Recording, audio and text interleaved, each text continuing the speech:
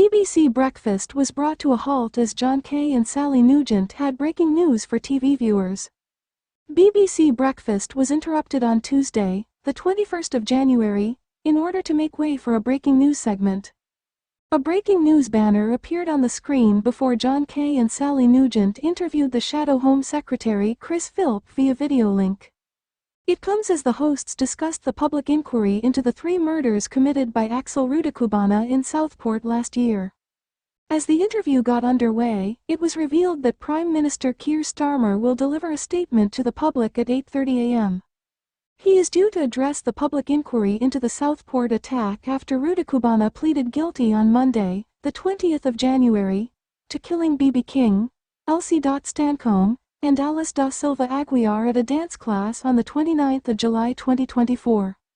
He admitted 16 charges, including the attempted murders of 8 children and 2 adults, possession of a knife on the day of the murders, producing a biological toxin, ricin, and the possession of an Al-Qaeda training manual.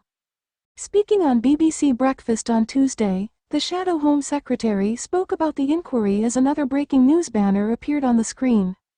He said, "The independent reviewer of terrorism legislation, Jonathan Hall Casey, raised concerns, I think, last October about the fact that more information should be put into the public domain to make sure there isn't, as he put it, an information void.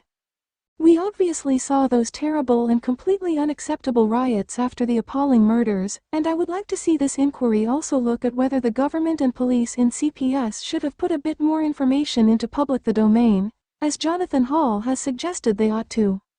Sally then asked Chris whether he thought that he and his government colleagues might end up having to take a share of the blame for what happened.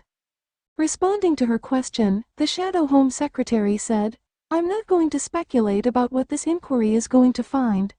That's the whole point of an inquiry, to find out exactly what happens. So, let's just let the inquiry do its work.